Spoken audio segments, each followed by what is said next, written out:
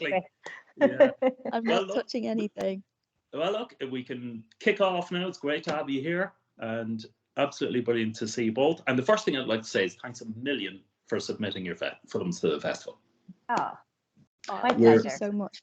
Yeah, we're really delighted to have you both, and it's great to have such diverse films from all over the world, really. But there's 3 great ones from yourself today, so it's great to have a chat about them.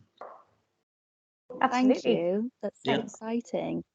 So, and I noticed there's a little bit of overlap as well, but I'll get to that later. But so if you want to just kind of introduce your films first. So, Rebecca, you've got 2 in, and actually you've got a third if you count the script award, which you're reading. And then you, Emma, you have Chicken Girl. Yeah, so Emma, just take me through Chicken Girl and her world, which is a bizarre and interesting world, no doubt. Yeah, so Chicken Girl, she is a bit of a loner on a farm with her partner Gary, and for some reason she's become obsessed with taking care of chickens and like kind of trying to get them to lay a golden egg, because she as a child experienced a Jack and a Beanstalk panto that completely changed her life. And ever since then she was just obsessed with golden eggs. So that wouldn't happen to be autobiographical in any way, would it?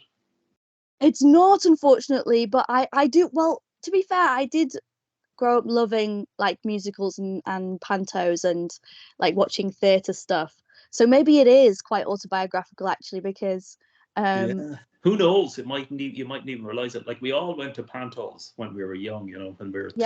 Like, certainly in Ireland it was a big tradition. Really? What's the biggest one in Ireland, would you say? Well, when I was growing up, I grew up in Cork, which is a city down in the south of Ireland, and there was just a new one on every Christmas, and it never really seemed to matter what it was about. It was just, it was kind of the same characters who were part of probably the theatre scene there. It was always, and they always just made it funny, and it was just magical, really, It's hard not to be brilliant. Yeah. Pardon? Yeah.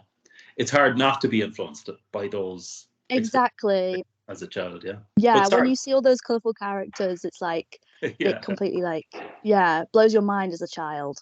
Yeah, it does. Yeah. So, sorry for interrupting. Yeah. Chicken Girl.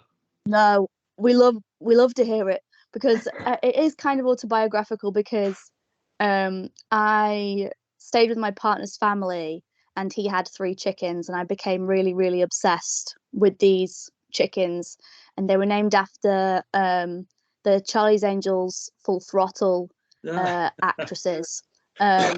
So of course there was Lucy, Drew and Cameron, and they were beautiful chickens, so nice. And I was like, what if there was someone who was even more obsessed with these chickens than me? And so that's when like the idea was kind of brought to life. Oh, that's brilliant. And was that the actual chicken farm that you filmed it on? It wasn't, no. I have a lovely friend, Jacob, who lives in the Northwest, or his family does, and they have a farm. So they very, very kindly let us film all of their chickens, and they were brilliant actors. They couldn't have done any better. Yeah, I mean, they're really part of the whole thing. Yeah. And actually, Rebecca, I mean, I could draw a parallel between, well, they say, about working with children and animals and all that kind of stuff, that's more difficult. I mean, you were herding chickens around the place, Emma, which can't be an easy job as a director. No, the chickens, they often, I'm not going to lie, they did poo on the actors. So Chris, who plays Gary, he was unfortunately pooed on, and it did ruin his best coat. So that's it. You're hurt in action, but that's okay. It was all right. And yeah, they were so lovely, and we did have to bribe them with food a couple of times. But yeah, they were brilliant. They're such lovely animals. Yeah. Yeah, they're adorable. Yeah, they really play a great, full, wholesome part in the whole thing, which is great. And Rebecca. Yes. So Rebecca, you've got two. And one of them, the performance review, I saw it in the Underground Film Festival. Did you? And it is absolutely lovely. Really, Thank really you. good. Can't give much away about it apart from No. the fact, yeah, we better be careful. But Yes, thank you. it is a 1 minute Yes. snappy wonder, which, you know, it's a bit of an art form in itself, really, isn't it? It's telling you a story and, you know, a joke, and a very nice one in this case, you know, in 60 seconds. Yeah, I really enjoyed playing with that one and kind of crafting it so that it was, you know, I think in the industry we talk all the time about how stories should only be as long as they are actually required to be to tell the story and then stop. And I just wanted to see how far I could push that, and that turned into a 1 minute short. Yeah. And it's a great one too. Thank you. And hot chocolate then. Yes. So take us through that. So that's a bit of a longer exploration of kind of So it's both female friendship and also that war that we all have at some point in some situation between the internal monologue and what we're actually happy to present to the world. So in this case, it's Steph and Beth, and they've been friends for over 10 years. And one of them has started to change without prior notice of 7 to 10 business days.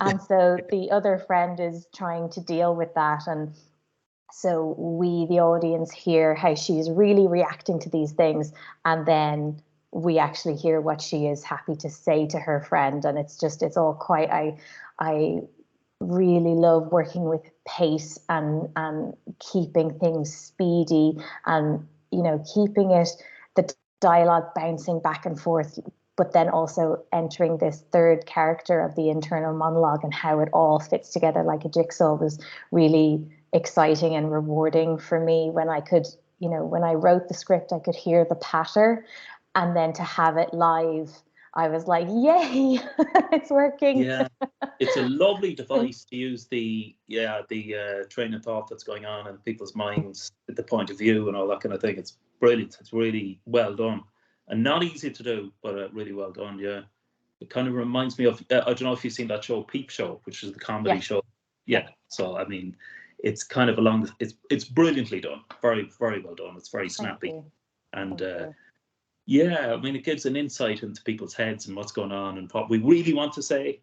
Yeah, and you know, a lot of that thing of like, change is fine. Everybody develops and grows. Just don't do it too quickly and without bringing me with you, because then I feel left out and I panic and flounder. And just watching her grapple with the, no, I want to be there for my friend, but also, why do I not already know this information? What's happening? Yeah, but it's true. We all talk about change and all this kind of thing, and you know, change is good, but we don't like it. You know, it's definitely, nobody likes change. You know, we all hear of, and you threw a kind of a funny light on that, I thought. Thank you. Yeah, wow, that was a mad turnaround shoot. So when it all came together, I was thrilled. Yeah, and you took a very interesting approach to your film as well. Both films are quite similar, similar in some ways in that you didn't take the standard approach to filmmaking.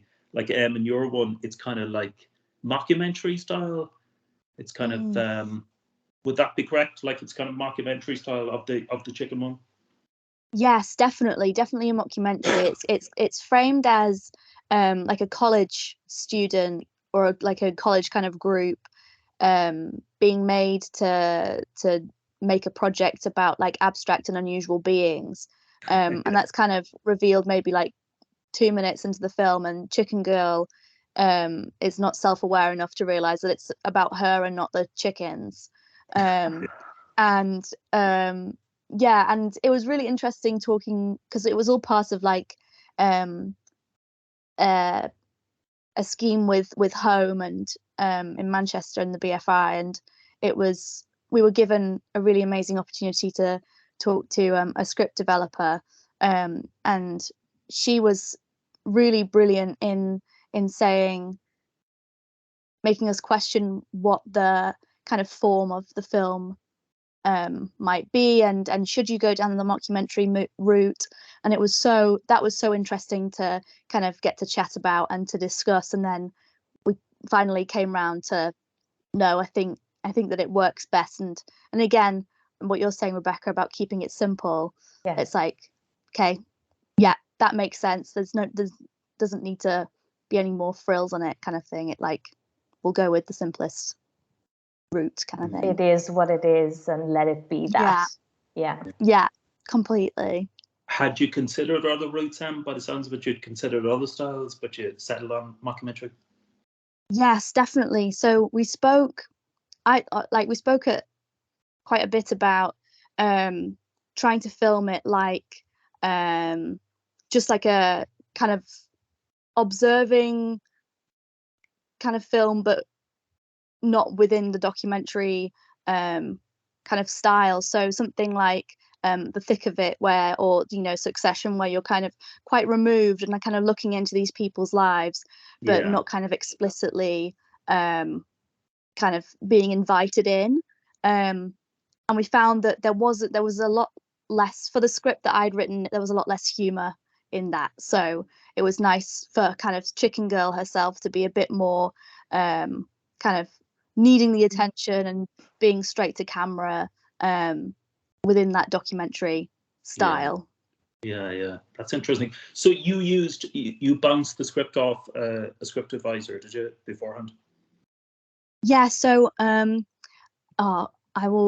think her name is Claire. A little bit there. Hopefully he'll come back. Oh yeah. Hello? Yeah, you're there. Amazing. Yep.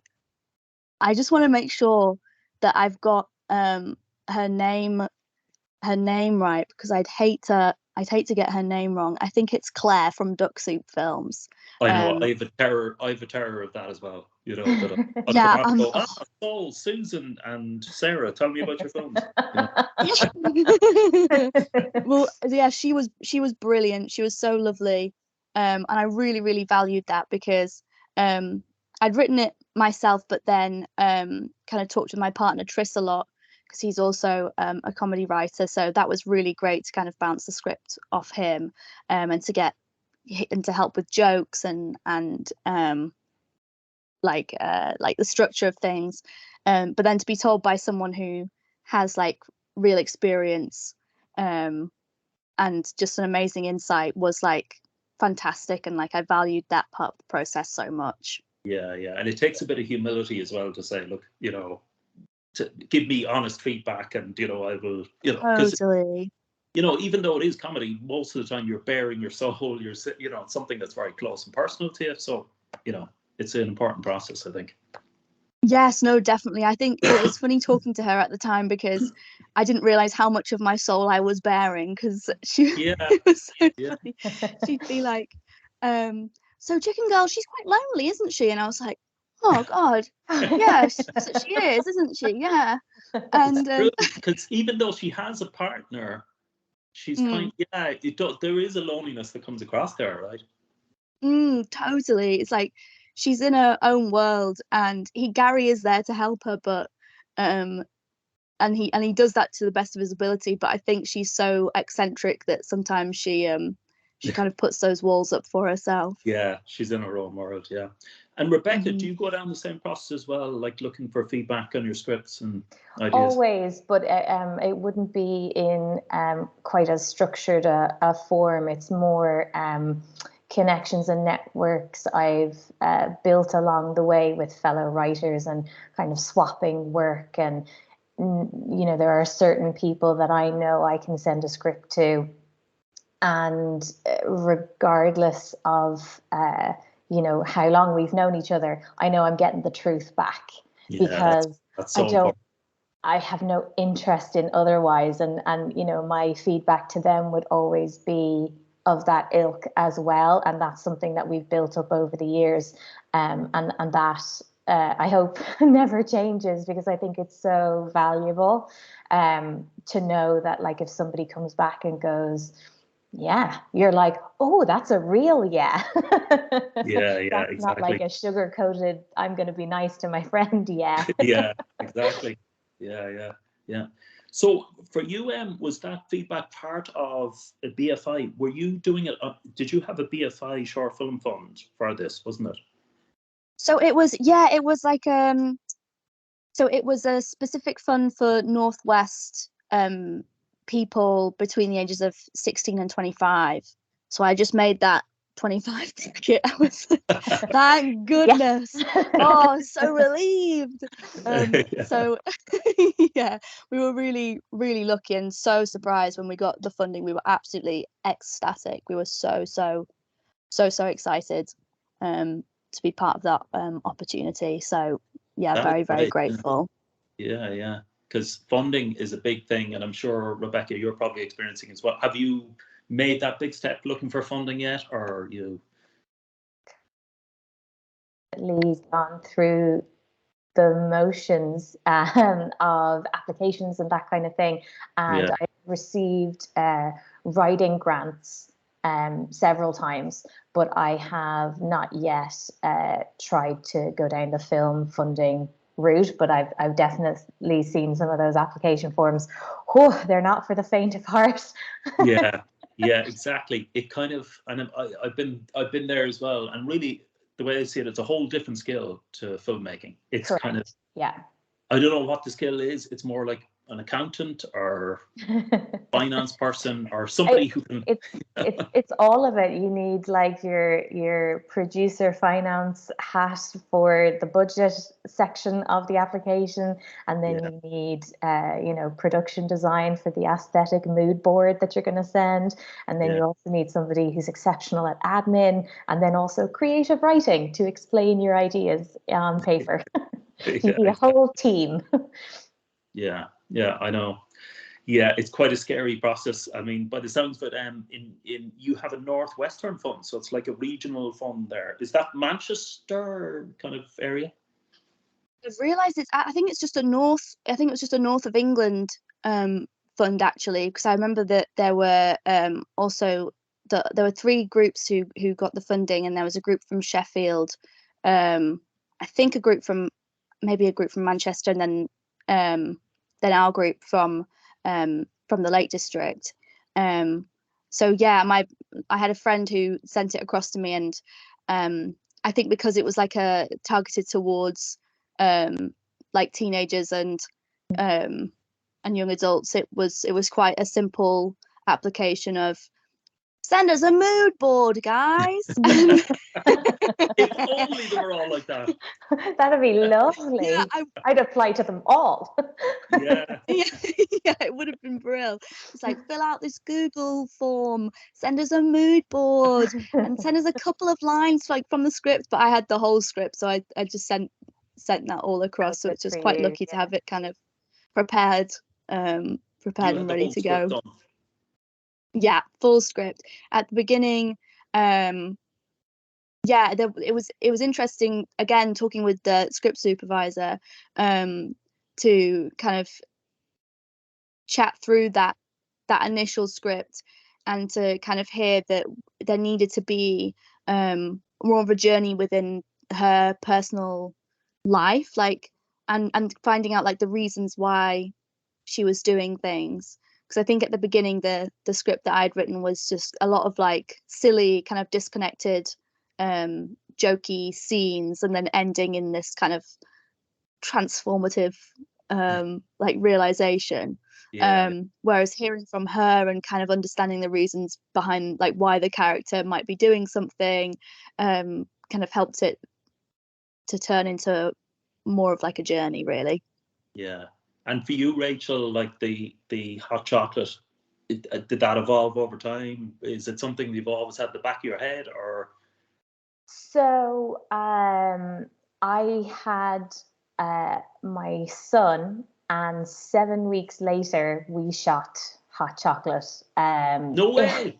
Yeah. So basically it was a mad whirlwind thing. I'm going to preface this by saying he's all good, but when he was born he needed surgery, and it was a bit scary and a bit dark for a while.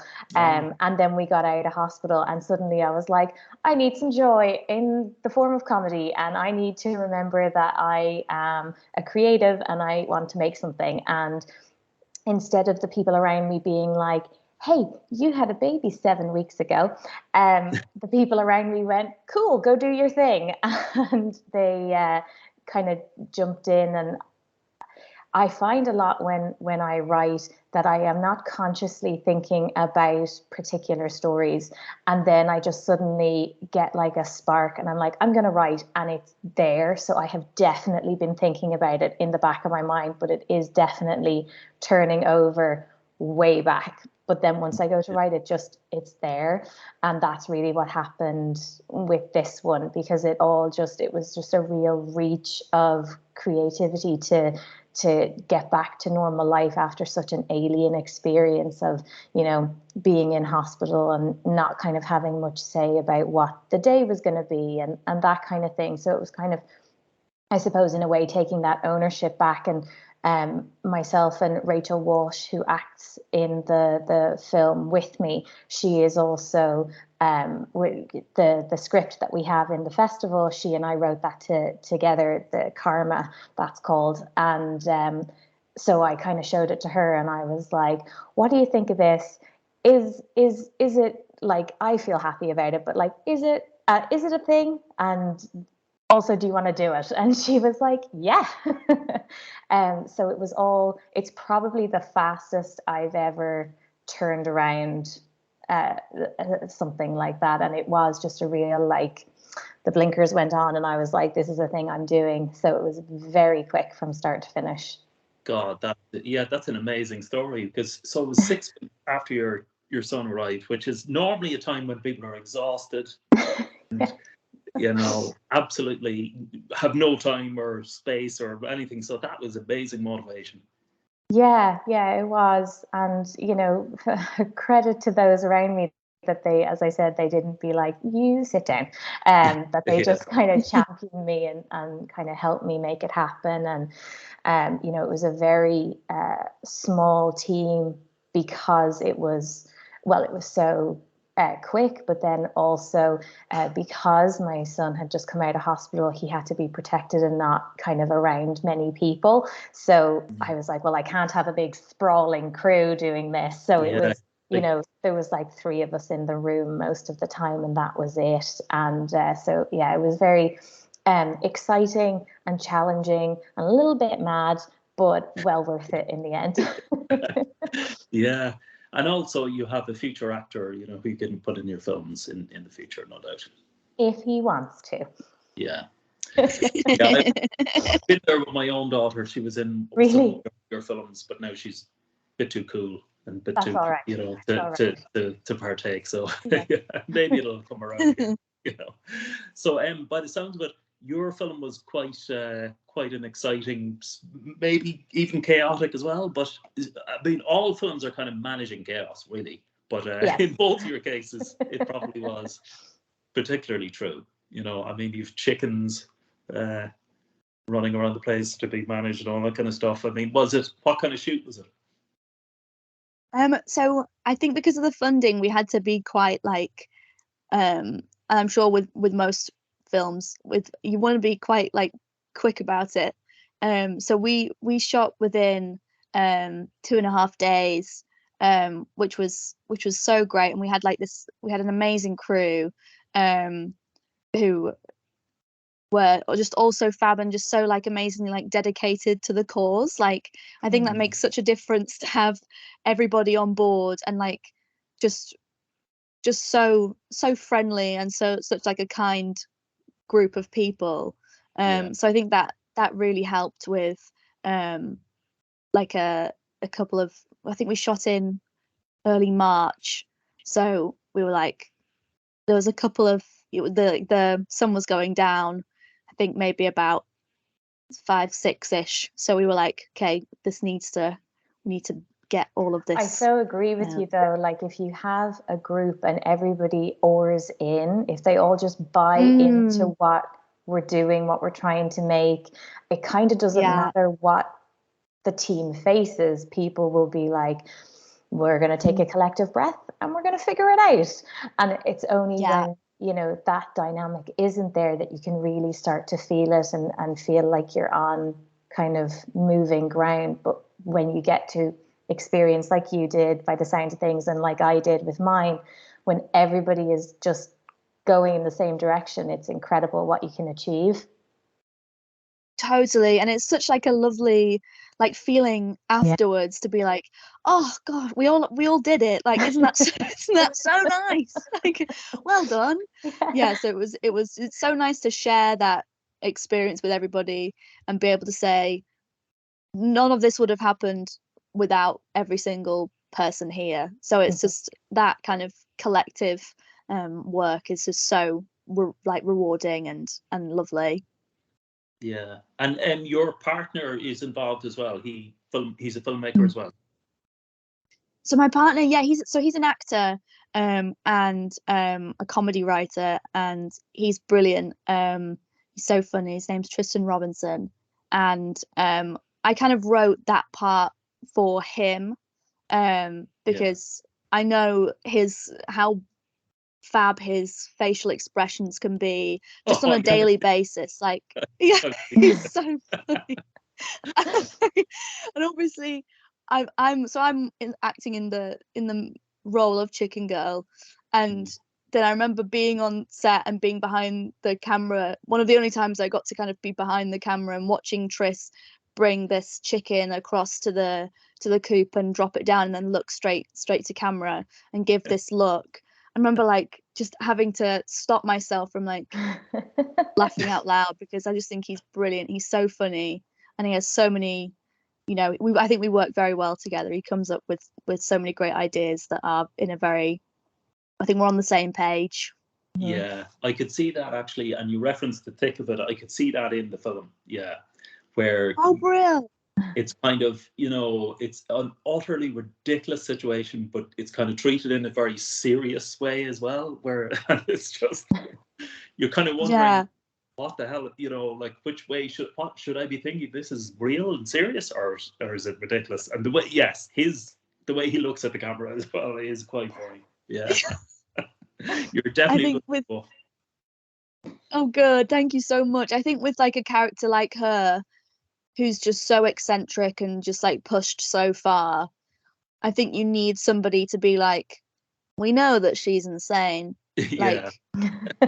Like he's the grounded one. He's kind of like the audience, or the watcher in that situation. Yeah. And Rebecca, by the looks of it, you have a similar thing with Rachel Walsh. She bounce off each other so well. We do, yeah, and we kind of found that we were both very fortunate that we were writing, and we were writing separately, and it was going very well for both of us, and we had won awards as individuals, but we were constantly sharing scripts with each other and providing feedback. And then I couldn't even tell you which one of us kind of decided to first say it, but we kind of mutually came to the same point where we were like, will we try write something together? And that's what happened with Karma. We have a very similar sense of comedy and beats and real rhythm in storytelling, and so we decided to come together to write this script. And obviously we've got it in this festival, which we're very excited about, because we're going to get to do a live read of the script with other actors, and that's very exciting for us because that's not happened before, but it has already picked up an award and been nominated a couple of times. So we're just thrilled that it's been so well received, and hopefully then we can look into those funding applications and get it Emma made. might be able to give you some advice. I've got a mood board that's going to blow your mind, Rebecca. It's going to be insane. Wonderful, can't wait. Yeah. Are you coming, Emma, to the festival? I really hope so. We were literally just looking at hotels literally yesterday, and I was like, oh gosh, I've got to book everything fast before well, in that before case, it starts. hopefully you may get to meet Rebecca and others. Yeah, that'd be so lovely. I would love that so much. Be great. Yeah, we're hoping it'll be a great networking opportunity for filmmakers like yourselves to bounce ideas off. And I mean, the funding thing, God, it's a tough nut to crack.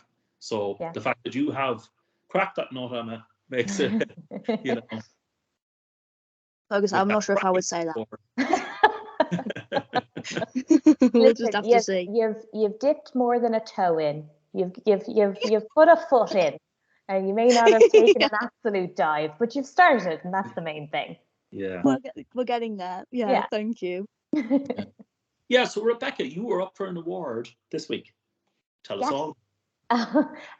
So the script that Rachel and I wrote, Karma, we were nominated for Best Script at the British Short Film Awards, and that was hosted by Alex Zane, and we went over to London, and it was fabulous. We didn't take home the award, but it was, as you've just said about this festival and what you're hoping for it, it was a wonderful networking opportunity, and we had a brilliant time meeting some fascinating filmmakers, and to see Karma get that kind of recognition was wonderful. And then right before we headed to the awards, we got an email through to say that Karma has won Best Screenplay with the Liftoff Global Network. So we were not expecting that to come through in that moment. So we were like, oh, it doesn't matter what happens. We won something today. Yeah. That was lovely. Exactly. Well, and congrats. this, like, funding, like, do they, now that you've made the film, do the BFI give you further support in terms of distributing it or, you know, screening it? Yeah, so I think so. Home Cinema in Manchester are really kind of like the base for kind of like the practical stuff behind the film. So I think it was from the BFI. We got some additional stuff for money, I should say. Stuff as if like we got some stuff, you know. You got sweet. You got. I have to put this in. You got some golden eggs. We got some golden eggs. Yes, incredible. We did. Yeah. We got some sweet golden eggs to send it off to some festivals, it's just amazing. Like, because I've never done a film festival circuit before. I've never like applied for stuff. So we have a wonderful producer, Milda Baggins-Gaity, who's just like fantastic and has got like an Excel spreadsheet. She's got a list of things like a list of festivals. She's got a list of how much everything costs, when the deadline is. I'm just trying to absorb as much of that as possible, really. Yeah, she sounds good. Definitely. Yep. Yeah. So if you could just add that, that'd be great. Thank you. Oh no, you broke up then. What did you say? Sorry. Yeah, go for that again, Rebecca. We lost it. I just said, if you could add that to the mood board when you send that over, that'd be great. Thank you. Perfect. You're going to get several attachments. Yeah. There's that moment in your film, Emma, where he goes, Alan Sugar style, you're fired. The husband. What's that? It's just a classic. Yes, Gary. Yes. Yeah. Sorry, what were you going to say about that? You were kind of breaking up there, so it's just. Yeah. Sorry. Yeah. Go ahead. Sorry, I got too excited and I interrupted your question. Oh yeah, I was just saying there was that classic moment where, you know, all the chaos is building up and your partner in it says, "You're fired." You're gone. It was like, you know, it's kind of a crucial, pivotal moment in it where everything kind of changes at that moment. Really, that's so interesting that you say that. Because I think that I added that joke in quite last minute. So that's really interesting that you say. And he does one of his stares to the camera after it. You know, it's like, you're fired, and then he looks kind of almost for approval from the audience. You know, that I'm this cool Alan Sugar type. You know. Yes, they're crucially, both of them are very. Yeah, that's interesting that you say that about him, because she's very needy and insecure, and she needs like this kind of reassurance quite a lot from people. So that's funny that you say that about him as well, because I think he's at that moment.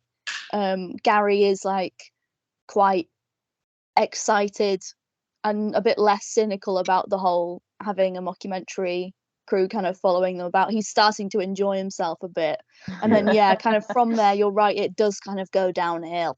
Everything does start to go wrong. Yeah. And then I think, Rebecca, in your one, you have this this moment where your opposite, your scene partner says, "Oh, Mark, the guy I'm seeing," and your character goes, "Oh, she doesn't like me anymore." You know, Yeah. It's almost like, it's like a friendship change happens in a friendship, and it means, it's just disaster. Very much so. And the character I play, she's married, she's settled, and her friend, maybe there's a bit of like living vicariously through her single friend, and it's like, well, I'm going to be at the start of whenever something happens for my friend, this character believes she's going to know about it, and then all of a sudden just the name Mark is thrown out there, and it becomes very evident that the friend is trying to just be like, yeah, no, you always knew. It's like, no, I didn't. And this is another thing that's changed that you haven't told me. And maybe there's more things I need to start questioning. And it is that thing of like, there's a whole sequence where they go back and forth about, are we in a fight? What? No. Are you sure? No. And it's like, well, if all these things are changing in your life and you're not telling me about them, like, what does that mean for our friendship? Because I thought we were somewhere else entirely. And meanwhile, if you look at the other character side, it's like maybe she's just nervous about these things going away, so she's trying to just make them like, oh, it's not a big deal, but it kind of is a big deal, and it's exciting, but it's like, how do we navigate that so that everybody feels like they're involved but that they're keeping their own stuff safe? It's kind of trying to tread that line is difficult in a friendship, and I kind of wanted to as deftly as possible show that without it being too heavy-handed. Oh yeah, well, I think you did a great job of it, definitely. Thank you very much. And both of you did a fantastic job, I think, of those films. It's great to watch them, and we're looking forward to people watching them in the festival and really enjoying them. Absolutely, thank you. All of the networking as well. Yeah, and it's just great to know that you're doing so well. My God, you both got funding. You're both nominated for awards. I mean, it sounds like both your careers are really taking off. So it's fantastic to see. Thank you. That's so kind. Thank you so much. Yeah. We are the same person. Yes, we are. Which is why you need to come to Dublin for the festival, so that we can then meet properly and be like, another filmmaker connection. That's always good. That would be so nice. I'd love that so much. Yeah, sounds great. Yeah. Well, look, it's been absolutely fascinating to talk to you both. It's been wonderful, and listen, so much again for submitting your films to the festival, and we're looking forward to screening them and looking forward to seeing you. Thank you very much. Thank you so much. So excited. You're welcome. Bye. See you again soon. Bye. Cheers.